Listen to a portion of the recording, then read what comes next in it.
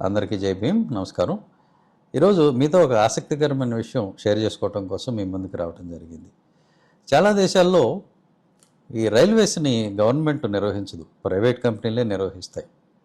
ఒక్కొక్క ప్రాంతానికి ఒక్కొక్క ప్రైవేట్ రైల్వే సంస్థ నిర్వహిస్తూ ఉంటుంది. మీకు తెలుసు, ప్రైవేట్ సంస్థలు అంటే బేసిక్గా లాభాపేక్ష కోసమే పనిచేస్తాయి.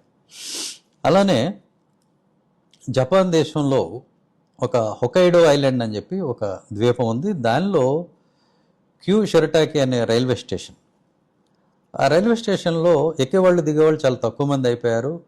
కాబట్టి ఆ స్టేషన్ ఆపరేట్ చేయటం వల్ల మనకి ఎలాంటి లాభం లేదని చెప్పి ఆ రైల్వే సంస్థ ఆలోచించి రైల్వే స్టేషన్ మూసేయాలి అని చెప్పి నిర్ణయించుకుంది. ఎందుకు అని అంటే, రైల్వే స్టేషన్ అంటే మీ అందరికీ తెలుసు, దాన్ని మెయింటైన్ చేయాలంటే ఒక స్టేషన్ మాస్టరు, గార్డు, ఆ స్టాఫ్, క్లీన్ చేసేవాళ్ళు, సిగ్నలింగ్ చేసేవాళ్ళు, వీళ్ళందరూ ఉండాలి. సో ఇంత స్టాఫ్ని మెయింటైన్ చేస్తూ ఆ రైల్వే స్టేషన్ నడపటం అనేది లాభదాయకం కాదు అని చెప్పేసి వాళ్ళు మూసేయాలని నిర్ణయించుకున్నప్పుడు వాళ్ళ దృష్టికి ఒక చిన్న విషయం వచ్చింది. అదేంటి అని అంటే, ఒక టీనేజ్ అమ్మాయి, కనా హరడా అనే అమ్మాయి ప్రతిరోజు తన స్కూల్కి వెళ్ళటానికి ఆ రైల్వే స్టేషన్ ఉపయోగించుకుంటుంది. ఆ అమ్మాయి చదువు కోసం, జస్ట్ స్కూల్కి వెళ్ళటం కోసం ఒకే ఒక విద్యార్థి. ఈ రైల్వే స్టేషన్ కనుక మూసేస్తే, ఆ రైలు కనుక ఆపేసినట్లయితే ఆమె చదువుకోవటానికి వీలు కాదు అనేది వాళ్ళ దృష్టికి వెళ్ళింది. అప్పుడు ప్రైవేట్ కంపెనీ అండి, ఇది ప్రభుత్వం కూడా కాదు, జపాన్ ప్రభుత్వం కాదు, ప్రైవేట్ కంపెనీ ఏం చేయాలి? ఒక్క అమ్మాయి కోసం మనం రైలు నడపటమా?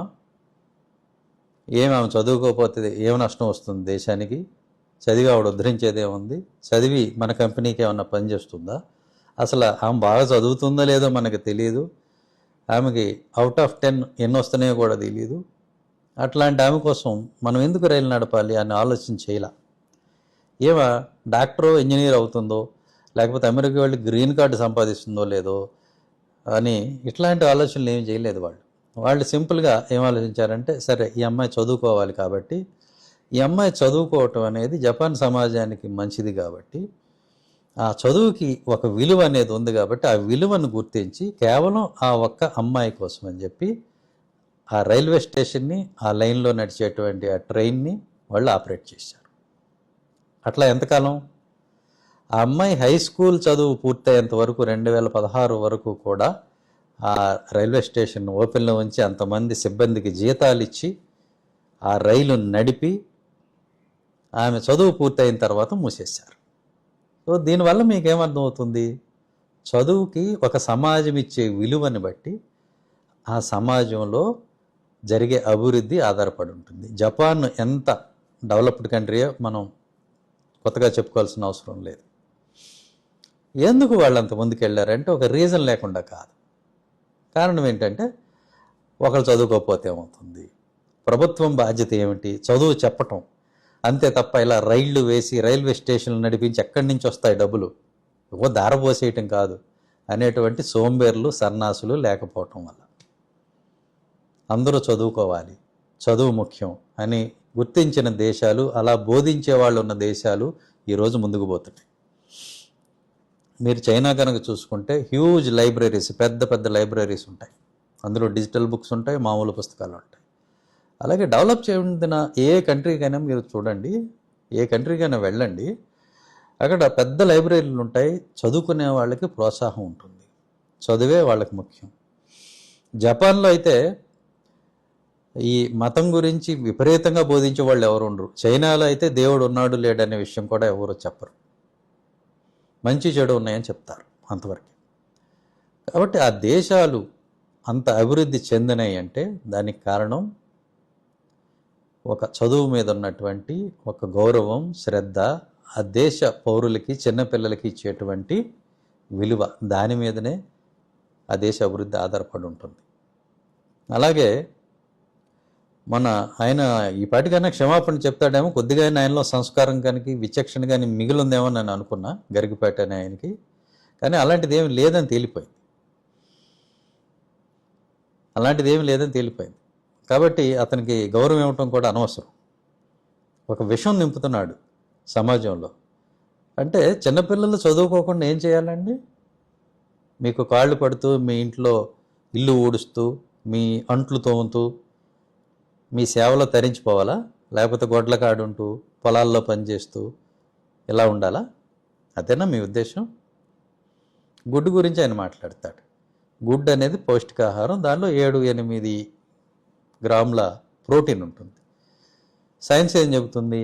ఒక వ్యక్తికి ఎంత బరువు ఉంటే, సపోజ్ మీ బరువు 50 కిలోలు అయితే రోజుకి కనీసం 50 గ్రాముల ప్రోటీన్ తీసుకోవాలని చెప్తుంది. గుడ్డు వల్ల వచ్చేది కేవలం 7 గ్రాములు. సపోజ్ ఆ పిల్లవాడి బరువు 20 కిలోలు అనుకోండి, అతను 20 గ్రాములు తీసుకోవాలి. స్టిల్ ఇంకా అతనికి 12 గ్రాముల ప్రోటీన్ డెఫిషియన్సీ అనేది ఉంటుంది. అది వెజిటేరియన్ ద్వారా తీసుకోవచ్చు, నాన్ వెజిటేరియన్ ద్వారా కూడా తీసుకోవచ్చు, ఎలా అయినా తీసుకోవచ్చు. ఆ ప్రోటీన్ అనేది ఎదిగే పిల్లలకి అవసరం కాబట్టి, కండరాల నిర్మాణానికి, మెదడు పనిచేయడానికి అవసరం కాబట్టి, దాన్ని గుర్తించినటువంటి ప్రభుత్వాలు ఆ సదుపాయం ఇవ్వటం జరుగుతుంది. మరొక విషయం కూడా నేను ఇంతకుముందు నా పోస్ట్లో చెప్పాను. పేద పిల్లల తల్లిదండ్రులు ఏం చేస్తారు?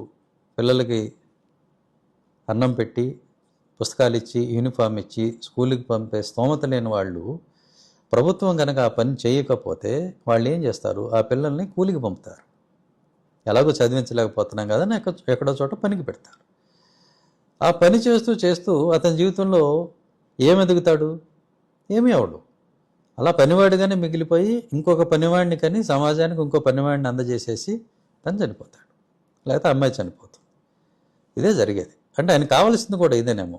బాగా స్తోమత ఉన్న వాళ్ళు చదువుకోవాలి, స్తోమత లేని వాళ్ళు, పేదలు ఎట్టి పరిస్థితుల్లో చదువుకోకూడదు, ఎదగకూడదు, బాగుపడకూడదు. బేసిక్గా మీ మైండ్లో ఉన్న ఆలోచన అదే కదా, నేరుగా చెప్పండి అది. ఇవన్నీ ఎందుకు? పైగా ఎంత నీచమైన ఉపమానాలు మీరు తీసుకుంటున్నారు. యూనిఫామ్ తీసుకొని భోజనం తిని స్కూల్కి వెళ్ళేటువంటి పిల్లలు శోభనం పెళ్లి కొడుకులా, మగవాళ్ళు అయితే. మరి ఆడపిల్లలు అసలు ఏమైనా సెన్స్ ఉండి మాట్లాడుతున్నారా మీరు? అంత విషం కక్కాలా చిన్నపిల్లల మీద, పేద పిల్లల మీద? ఎందుకు అంత అక్కసు మీకు? మరి ప్రభుత్వాలు ఉన్నది దేనికండి? పిల్లలకి చదువు చెప్పడానికి, వైద్యం అందించడానికే కాకపోతే, విద్య, వైద్యం, రవాణా ఇవన్నీ ప్రభుత్వ బాధ్యతలు కాకపోతే ఎవరి బాధ్యతలు? ప్రజలు పన్నులు ఎందుకు కడుతున్నారు? వాళ్ళు సంపాదించే దాంట్లోంచి పన్నులు ఎందుకు కడుతున్నారు? ఇవి ప్రభుత్వం చేయకపోతే ఎవరు చేస్తారు? ఈ దోపిడీ ప్రైవేటు విద్యా సంస్థలు, వైద్య సంస్థలునా? వాడు డబ్బు తీయందే స్కూల్లో అడ్మిషన్ ఇవ్వడు. అది కూడా విపరీతమైన దోపిడీ. పుస్తకాల్లో దోపిడీ, యూనిఫామ్లో దోపిడీ, అన్నిటిలో డబ్బే, డబ్బు పిండటమే. పోనీ ఇంత సాధించి మనం ఉత్పత్తి చేసినటువంటి ఈ విద్యార్థులు ఏమైనా కనిపెట్టారా అంటే ఏం లేదు. మనం వాడే సెల్ ఫోన్ కానీ, ఏరోప్లేన్ కానీ, రాకెట్స్ కానీ, రాకెట్ సైన్స్ కానీ, బాల్ పాయింట్ పెన్నుతో సహా అన్నీ యూరోప్ వాళ్ళు, అమెరికన్ వాళ్ళు, ఆ నాన్ వెజ్ తినేవాళ్ళే. వాళ్ళు ఏం తింటారు అనేది నేను చెప్పను, ఏం ప్రమోట్ చేయను. బట్ వాళ్ళు శాకాహారులు అయితే మాత్రం కాదు, వాళ్ళే. అండ్ అన్నం తినేవాడికి గుడ్డు ఎట్టడం ఏంటి? ఇలాంటి ఏదో మాటలన్నీ ఎలా వస్తాయి మీకు? మీకు బుర్ర ఉందా? అసలు బుర్ర పనిచేస్తుందా? ఎందుకు ఆ మాటలు? మీకు చేతనైతే పేదవాళ్ళకి సాయం చేయండి, ఒక మంచి చెప్పండి ప్రభుత్వాలకి, లేకపోతే నోరు మూసుకొని ఉండండి. అంతేగాని పేద పిల్లల మీద విషం కొక్కుతారా? పేద పిల్లలు చదువుకోకూడదా? ఎంతమంది ఈ వెల్ఫేర్ హాస్టల్స్లో, పేద పిల్లల హాస్టల్స్లో, బీసీ హాస్టల్స్లో, ఎస్సీ హాస్టల్స్లో ఉండి చదువుకున్న వాళ్ళు ఎంతమంది ఐఏఎస్లు, ఐపీఎస్లు అయ్యారు? ఎంతమంది సైంటిస్టులు అయ్యారు? ఎంతమంది డాక్టర్స్, ఇంజనీర్స్ అయ్యారు? మీకు తెలుసా? వాళ్ళకి ప్రభుత్వం కనుక చెయ్యి అందించి ఉండకపోతే వాళ్ళు పొలాల్లో కూలీలుగా మిగిలిపోయి ఉండేవాళ్ళు. మీకు కావాల్సింది అదే కదా.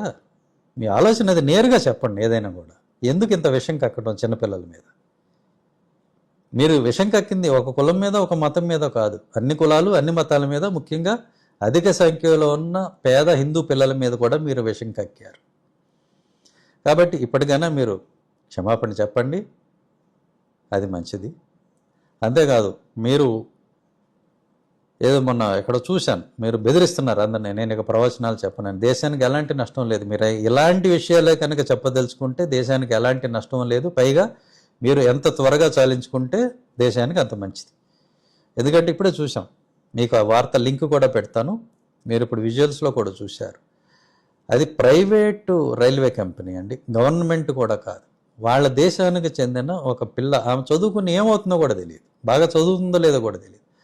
ఆమె హై స్కూల్ చదువు కోసం ఒక రైల్వే స్టేషన్ రన్ చేసి ఒక రైలు నడిపినటువంటి దేశం అది. వాళ్ళని చూసి నేర్చుకోవాలి నాగరికత అంటే ఏమిటో. అది ఆదర్శం అంటే, అది చెప్పాలి మనం. అది మానేసి చిన్నపిల్లలు తినే తిండి మీద వాళ్ళ కంచం మీద పడి ఏడవటం అంత నీచత్వం, దౌర్భాగ్యం మరొకటి లేదు. ఇలాంటి వాళ్ళని దూరం పెట్టండి. Thank you. జై భీమ్.